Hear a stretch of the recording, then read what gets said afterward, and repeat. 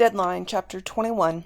On my way to school, I stopped by the county courthouse to tell Sheriff Osborne what I know about Rudy McCoy. Ben Wolf, great catch in the Horseshoe Bend game. Too bad you guys couldn't have taken them Indian boys out at Whitapeak. I say, little too much for us that day, Sheriff. So you were the last person to see Rudy McCoy alive? Actually, I'm not sure. I was the first person to see him dead, though. He was gone when I got there. What were you doing there that time of night? I shrug. Actually, it was that time of morning. I was helping Rudy stop drinking. I've been taking him food and supplements for a while. Supplements? You know, vitamins and other stuff I thought might make him feel better. Sheriff Osborne smiles. Quite the little social worker, huh? I guess. Is there anything I need to do? When I called 911, Ed told me to stop in and see you. You just walked in and found him laying there? Yep. Hell, I'll just write it up and be done with it. Thanks for stopping in, Ben. That really was a hell of a catch. Thanks. My catch in the Horseshoe Bend game is a bigger deal than Rudy McCoy's life. I drive the 3 blocks to school and sit in the gray ghost, steering myself to endure yet one more time Dallas Suzuki gliding past me as if I don't exist. I'll do anything for a do-over, but at least in this dimension, time marches on. I blew it, and it remains blown. I sit a while longer today because I've been having these little episodes where fatigue just washes over me. They pass fairly quickly, though, so I lean my head against the back window and close my eyes and let my body catch up. In Lambert's class, I can't stop thinking about Rudy, unable to wrap my imagination around him being gone because pretty soon I'll be gone too. I can't help but think a compassionate universe is giving Rudy a breather. It seems his fate was set back in his childhood when he was molested, and the rest of the shit that went on in his life was going to happen unless somebody stepped in, and no one did. The one place he thought he could go to be safe was a trap. I think about all these Catholic priests who are in trouble today and wonder how many of them scrambled for the same sanctuary. Things can't be neat and tidy in the way most religions present them. You just can't get relatively out of black and white. Dallas sits a few seats away, scribbling in her notebook as Lambert talks, and I want to run over and beg her for another chance. I hear not one word of his lecture.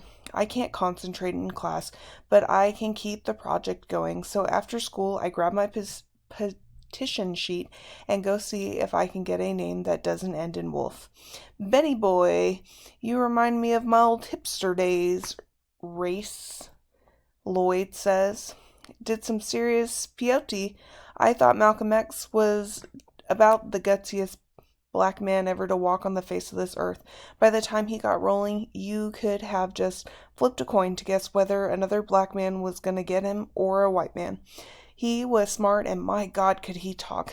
But here's the deal, son. I don't see any names on your petition there, and I'm guessing I'm not your first stop.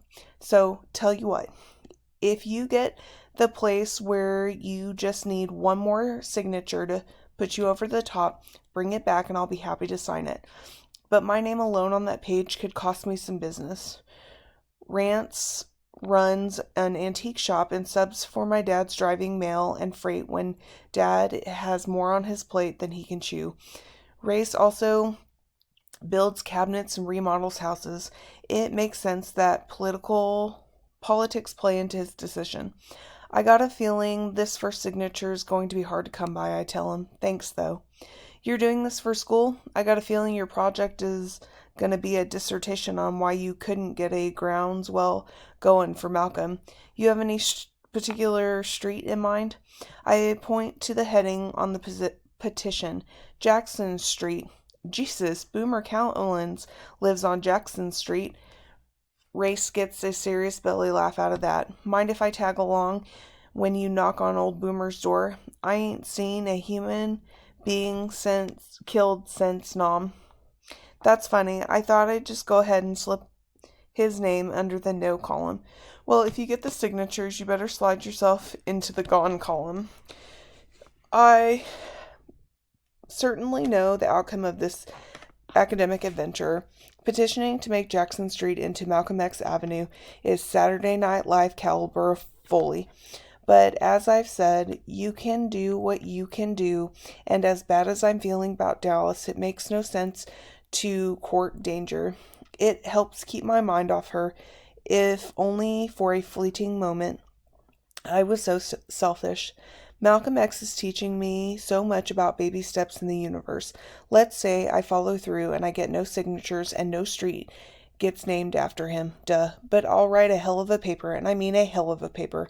Lambeard won't read it, but I'll give a copy to Coach and tell him to put it in the archives or the senior time capsule. Let's say he does, and let's say some kid picks it up when they start looking at that stuff a generation from now, and nobody's around this hick town knows Malcolm X from Malcolm in the Middle.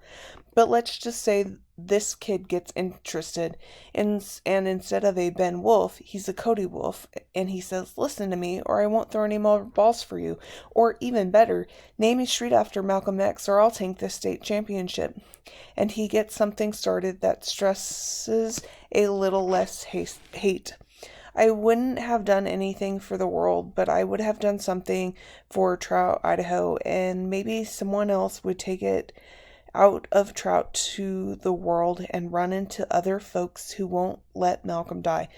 Just because I don't have lots of time doesn't mean there isn't lots of time. Today, I'm going to get my head back into things. I walk into Lambeard's class and put my head on the desk, focusing. Lambert finishes taking roll and says, Mr. Wolf, how many signatures have you gotten on your petition so far?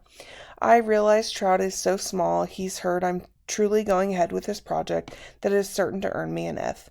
What you should be asking me is how many times I've heard the N-word since I've been on this campaign trail. You will not use that language in my class, Mr. Wolf. You know better than that. Don't confuse the message with the messenger, I said back, and get ready because you'll see it in my paper. I won't see anything in your paper because I'm not going to read your paper. It's obvious I can't stop you, but I certainly don't have to be complicit. And I better not hear that word in my classroom again. You can call it the N-word, so it won't sound as nasty as it is.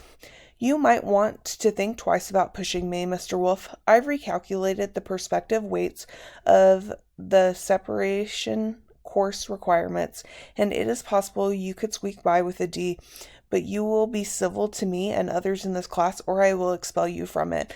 My wish is to see you graduate aside. I have my limits. What if I don't care if I graduate? If you don't care whether or not you graduate, just keep it up. You might also think about applying for Rudy McCoy's old job, because that's what you will be qualified to do.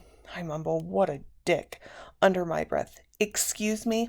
If any of us did our jobs half as well as Rudy did his, we might learn the real details worth knowing in here. Sylvia Longley, who I am coming to know and hate, says, Mr. Lambert, get rid of him. He's ruining this class. To which Dallas replies, shut up, Sylvia, before I treat myself to something I should have treated myself to a long time ago. Whoa. Dolvin says, go Dallas. Dallas shoots Dolvin a look, and he sticks his nose back in the book. I think this might be a good time for you to leave, Mr. Wolf. We'll talk about your future at a later date. Cody slams his book shut and says, okay, but I don't see what I did here. That gets a laugh. Even Sooner thinks it's funny. No, not you, Ben. Go to the library. I'm already loading my books into my backpack. I do need to get out of here. I almost ran over and hugged Dallas when she threatened Sylvia. A move that could have shortened my life expectancy. Away from the chaos, I take inventory. I know I shouldn't lay it on Lambert, but I think one reason I'm being such a shithead is I have to put off telling my mother and father the bad news. Told myself they would be better off not knowing, but there's no way around it. If I'd been upfront with Dallas, things would be okay with her and me. I'll bet. And when I think about it rationally, I was never in trouble with my brother and Coach, though it was smart not to tell either of them before I got my hands on a football. So all things considered, I could make a cause for having waited. But all my trouble so far has come from being the little control freak I am, deciding who should hear what when, and trying to control other people's emotions by what they say. It's become clearer and clearer it's not just disrespectful to not let people deal with things in a straightforward manner. When I am lying on that bed on my last day, I want a clean slate. I'm sitting in my mother's bedroom with Dad. Mom lays with her back to us, and I checked. Her eyes are open.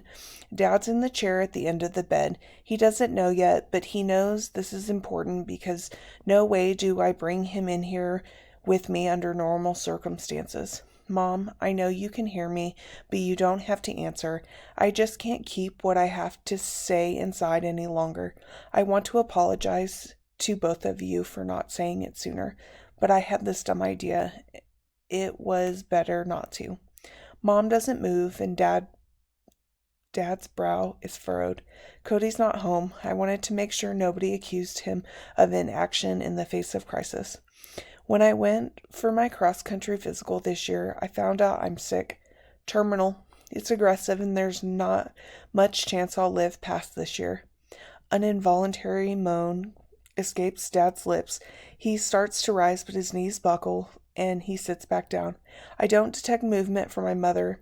It's not your fault that I didn't say anything. I thought I could make my life normal. I threatened Doc Wagner that if he broke confidentiality, I'd go after him legally. He did go ahead and pass me on my physical so I could play football, but I begged him, and he was just trying to give me a break. Oh my God, Ben. What are they doing about it? This is the hard part. I decided against that, I said. It was going to make me sick, and I know this sounds really strange, but I just didn't think it would do any good, and I wanted to have as healthy a year as I could. My mother's shoulders start to shake, and I lean over far enough to see her expression as blank, but tears soak the sheets. Dad moves to the bed, wraps his arms around her shoulders, and holds her a while she silently sobs. His voice quivers as a whisper. Go on, son. I'll handle this. And I walk out the room.